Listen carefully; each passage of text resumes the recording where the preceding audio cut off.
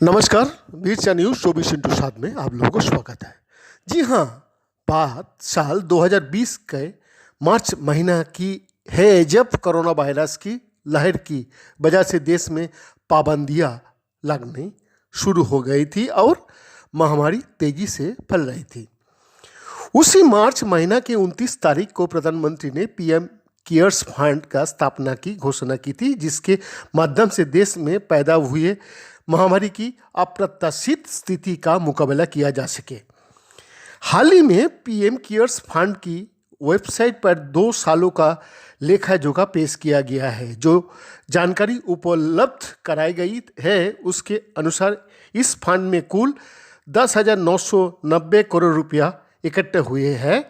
जो जानकारी वेबसाइट पर साझा की गई, उसमें बीते वित्तीय वर्ष यानी मार्च 31, 2021 तक हुए खर्च का ही लिस्ट दिया गया है। ऑडिट का रिपोर्ट बताती है कि मार्च 2021 तक इस राशि से 3,976 करोड़ रुपया खर्च किया गया है, जो कुल जमा राशि का 1/3 हिस्सा है। हालांकि मौजूदा वित्तीय वर्ष में इस राशि को किस मद में खर्च किया गया है, कितनी राशि खर्च हुई, इसकी जानकारी वेबसाइट पर मौजूद नहीं है। ऑडिट रिपोर्ट के अनुसार जो राशि खर्च की गई है, उसमें प्रवासी मजदूरों को पलायन को देखते हुए राज्य सरकार को 1,000 करोड़ रुपया दिए गए हैं, जबकि देश की विभिन्न सरकारी अस्पताल में 50,000 के लगभग वेंटिलेटर मुहैया कराया गया है, जिस पर 1,131 करोड़ रुपया का खर्च हुआ है। साथ ही ये भी बताया गया है कि वैक्सीन की 6.6 करोड़ डोज के लिए मार्च 2021 तक 1,392 करोड़ रुपया भी इसी मद से खर्च किया गया है।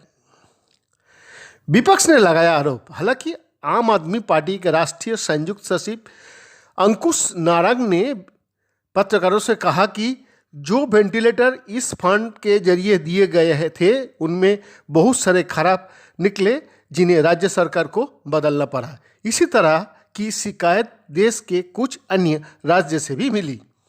नारंग का आरोप है कि प्रवासी मजदूरों के लिए दिल्ली सरकार को कोई राशि उपलब्ध नहीं कराया गया था। छत्तीसगढ़ का स्वास्थ्य विभाग का एक अधिकारी का कहना था कि जो वेंटिलेटर उन्हें दिए गए, उनमें से बहुत सारे ऐसे ही पड़े रहे, क्योंकि उनका संचालन करने का लिए स्वास्थ्य विभाग के कर्मचारियों को प्रशिक्षण ही नहीं मिल पाया था।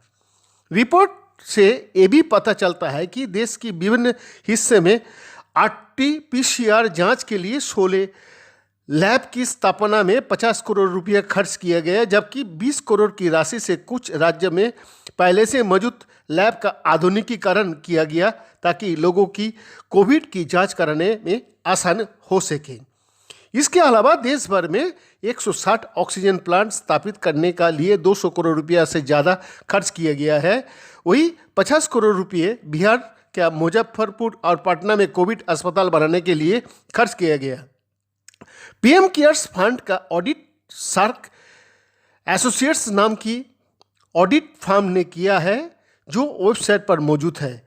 इसमें यह भी बताया गया है कि कहां से कितनी राशि मिली है, रिपोर्ट में कहां गया है कि जहां 7,183 करोड़ देश का अंदर से ही स्वैच्छिक दान के माध्यम से जमा हुए, लगभग 494 करोड़ रुपया विदेश से मिले अनुदान के जरिए जमा भी किया गया है।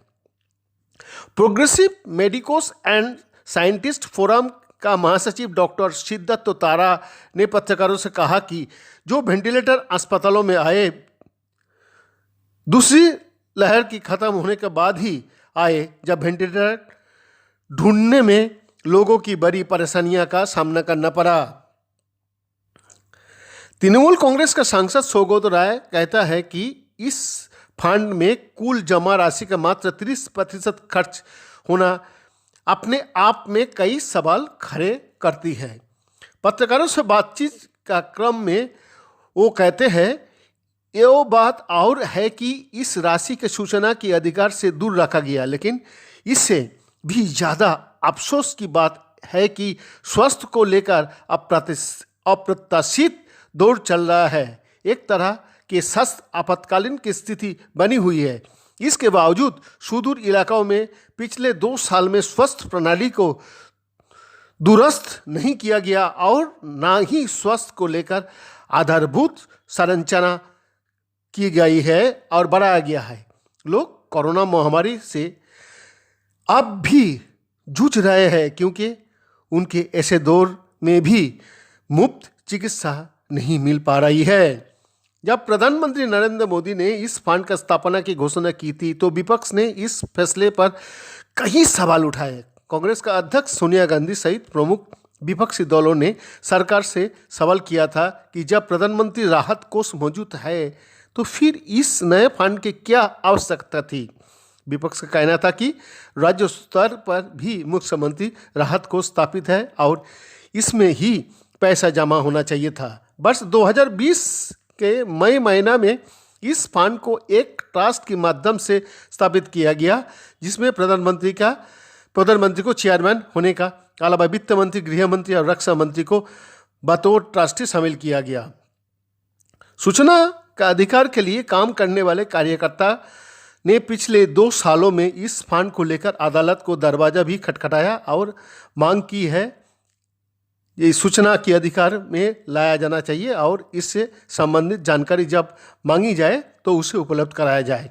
मगर पिछले साल सितंबर माह में दिल्ली उच्च न्यायालय में सरकार ने अपनी याचिका में स्पष्ट किया है पीएम केयर्स फंड सरकार की कोई संस्था नहीं है बल्कि एक दानशील या चैरिटेबल ट्रस्ट है जिसकी वजह से ये सूचना का अधिकार के दायरे में नहीं आ सकते। ये एक ट्रस्ट है जिसका संचालन सिर्फ ट्रस्टी ही करेंगे। तृणमूल कांग्रेस का सौगत राय कहता है कि अगर इस फंड पर किसी भी तरह की निगरानी नहीं रखी जा सकती है तो फिर इसमें पारदर्शिता कहाँ से आएगी। वो कहता है इस फंड में सरकारी कर्मचारियों ने, सरकारी विभाग ने और निजी कंपनियों ने दान उलों से मिला, इसलिए इसके कार्यकलाप में पारदर्शिता होना ही चाहिए। ऐसे और पैसे खर्च नहीं होते हैं और जिन लोग की कोरोना की वजह से मौत हुई है उनके आश्रितों को उचित मुआवजा भी नहीं मिल पाया। ये चिंता की भी बात है। बैद्यनाथ दास का रिपोर्ट 20 न्यूज़ 24 इंटू 7।